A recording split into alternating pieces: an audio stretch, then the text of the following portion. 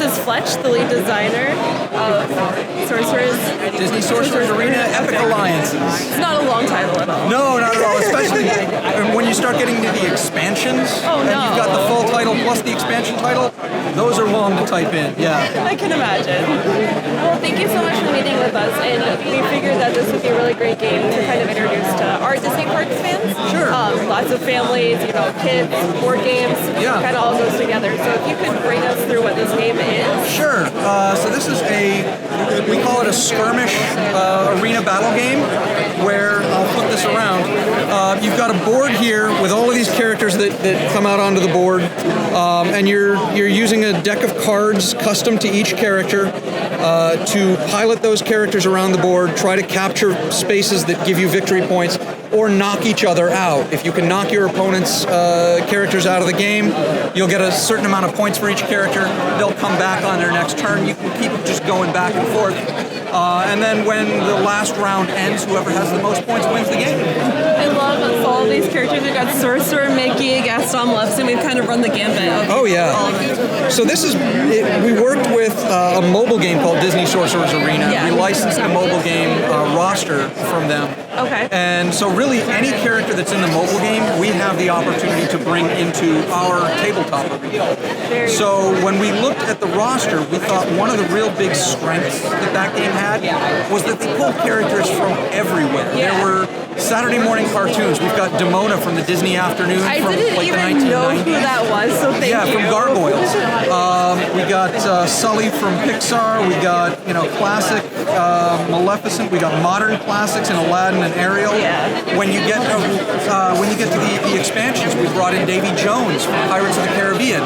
So you've got Davy with the big squid face and the giant crab claw for an arm. He's in the game.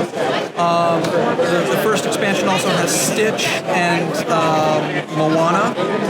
Our second expansion was Thrills and Chills. We brought in the Horned King from the Black Cauldron, so there's a deep cut right there. Yeah. Jack Skellington from Nightmare Before Christmas. Gotta love it. And Mother Gothel, because she is like one of the scariest, just mentally terrifying characters in any of the movies. The worst villain Yeah, she's up there. So really what it is you pick any three characters that you want, you shuffle their decks together, there's no deck building or crafting or anything, you just take this deck, shuffle them up, and you're good to go. You battle back and forth, you take turns, and then when somebody either reaches 20 points or they run out of cards in their deck, that's when the final round is triggered. You play out the rest of that round so everyone gets the same number of turns, and whoever has the lead there wins the game. That's pretty simple. Yeah. And then before we were filming this, we were kind of talking about how the rulebook is built to make it even simpler to understand. Yeah, so when we started working on this project, we didn't know quite what the range of fans would find this game. We knew we were going to find gamers that love Disney. We didn't know how many, exactly. We didn't know how broad the audience for Disney fans who were interested in getting into games but weren't there yet was. So we built the rulebook for this in 4 chapters. In that first chapter, you get Aladdin and Mickey versus Gaston and Ariel. And those are the only characters that you bring into the game. And it's very on the rails. You're using these components. This is what you're playing for. Keep it simple. Once you're comfortable and familiar with how the game works, that's just like how a turn works. What do the cards do? Well, then you move on and we open up all of the characters and you get to pick your own team of 3. We add a few mechanics to the game. Chapter 3, we add a few new mechanics, new components to what you're using. And then Chapter 4, we have an upgrade system that uses the cards that you've already spent and used in the game to pay for upgrades for your characters. And that whole system kind of takes the game to a new deep level where you're thinking about who you're putting on your team, not just for the strategy of what they do, but how they feed each other's upgrades. Sure. You're the master then at that game. You finished the tutorial and you got it all. Yeah. So it's a ton of fun. We've been doing tournaments all year long, nationwide. So we had 9 tournaments 9 regional winners. The winner in St. Louis had the highest score out of all of our regional winners. They won a full trip to GenCon. They're here today. Wow. They're going to be playing in our national championship on Saturday night. We're starting at 6 o'clock. There's a couple of rounds of play-ins because we've only got 6 of those regional winners were able to make it here to GenCon, but we've got 16 spots in the final. Ooh. So there's going to be 2 rounds of play for anyone that bought a ticket for this that can come in and try to qualify for those last 10 seats. Okay. And then we're going to run 4 rounds of play, probably going from like 6 to 2 in the morning. It's going to be a marathon. Yeah. I'm going to have to take a nap on Saturday afternoon to be sure I'm ready to go that night. Whole night. But yeah, we're having a lot of fun with this. The demos have been going on all day today. We're doing 2v2 team game demos. Okay. Starting tomorrow, we're going to do 1v1, just face to face, 2 matches or 2 setups on the table so we can get 4 people playing at a time. So this game also supports multiplayer. It's a 1v1 match, head to head, or it plays great at 2 players versus 2 players in teams. The 2v2 is chaotic. It's not the same strategy as when you're playing head to head. Right? So I mean. Well, you'd be playing. Each player plays 2 and 2. Okay. So there's 8 characters in the core set, so you can play a full 2v2 game with just characters. Awesome. But if you wanted to get those extra characters in there, recruit the Horned King from Expansion 2, because he gets to summon zombie tokens into the board. Oh, just what they need. Just more chaos. Well, when we started working on the second expansion, I called up our liaison at Disney, and I said, I've got an idea. I'm not sure you're going to approve this. I said, I think I want a character who can summon zombies. And she says, you're going to use the Horned King. And I said, yes. And she says, yes, let's do that. That's awesome. So, no, it was great working with Naomi over at Disney. She was a fantastic partner for us. She was really into the game, very excited about what we could do with it, and really opened a lot of doors for us. How was it, and I know you just kind of said this, but in a different way, working with Disney and as far as like allowing character design, like your ideas, did you guys have a lot of free range, or? We did. We stayed within the range of characters that were approved for the mobile game. So we had that kind of roster that we could pick and choose from to begin with. Right. And we knew that those characters were already approved. Yeah. So it really came down to picking, for the core set, 8 characters that, as I said earlier, kind of depicted that breadth of that range of characters that they had in the game. And then when we made the 3 packs for the expansions, picked 3 characters that had some kind of cool connective theme. So our first character pack is all oceanic themed characters: Moana, Stitch, and Davy Jones. Sure. Our second one, Thrills and Chills, is Mother Gothel, I think I said this already, Jack Skellington, and the Horned King. Yes. The third one was Leading the Charge. So it's 3 characters that embodied leadership in some way. So you've got Scar, Elsa, and Buzz Lightyear. Our fourth one, which we had here this morning and it sold out like that, is at the ready, and it's Mulan, Robin Hood, and Mrs. Potts.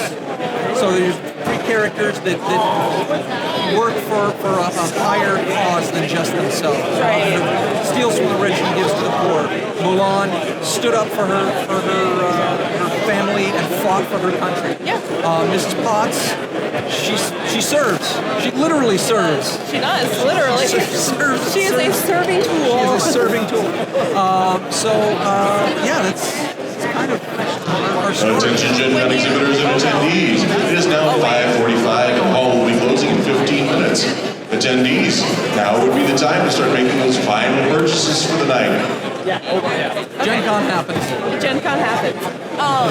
As far as it goes to like building like a character and kind of taking their theme and then like trying to make it work as like a card abilities. What goes into that? So I know what the core set of rules is. If I had to create a vanilla character that doesn't do anything special, I could do that. A mannequin character, right?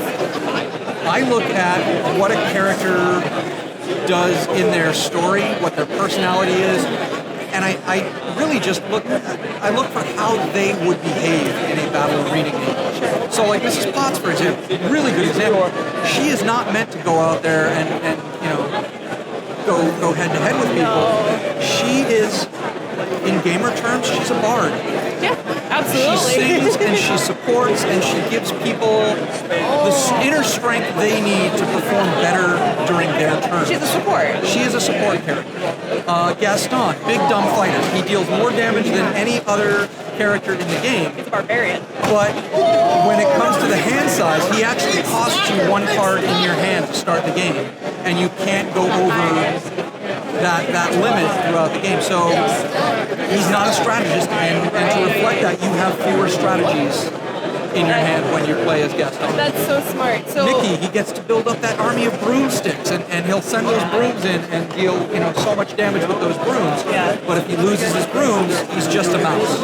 Have you been watching all of the movies then to kind of... I know the movies pretty well. I would imagine so. My wife and I, we take our son to Disneyland like every 3 or 4 weeks. We're annual pass holders.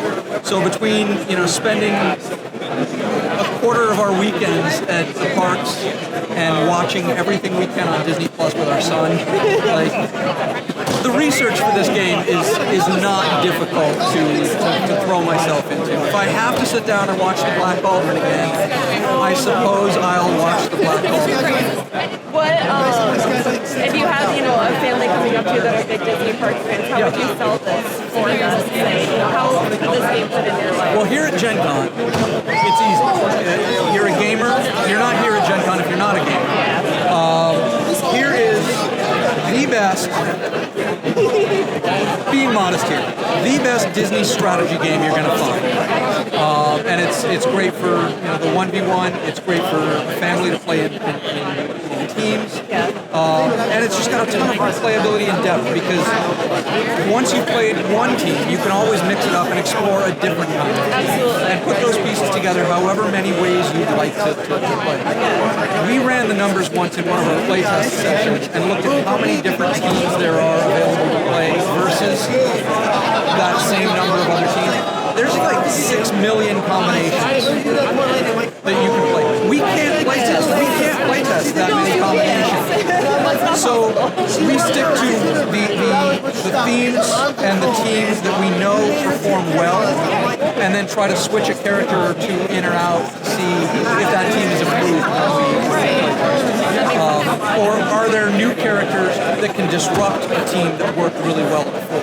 Okay. So then as far as the games go, in the future of the game, Sure. do you guys have more expansions, in the future? Yes, we've got the 4 expansions out here now. Expansion 5, the files just shipped off to the factory, so expansion 5 is on the way. And if you can find a copy of expansion 4, there is a teaser in the rulebook for who is in expansion 5. I like that. That's fun. And expansion 6 I'm working on back in the office. So once I get back to Carlsbad, California from GenCon, I'll be working on character number 3, because 1 and 2 are already in. That's very exciting. And where can we find this game? So right now you can find it on our own website, WDWNT. You can find it in friendly local game stores all over the world, and you can find it on Amazon. And how much $39.99. However, here at GenCon, if you're watching from GenCon, we have a convention special price. It is $20 here. Wow, that's So for the price of the normal box, big box, you can get the core set plus any one of the expansions we have. That's awesome. Thank you so much. And do you have any last words that you'd like to impart about the game? Whenever I sign someone's game, I always write "have fun." So that's the goal. That's the point of it all. Is That's have so fun. sweet. Thank you. Thank you so much for taking the Attention time. GenCon exhibitors and attendees.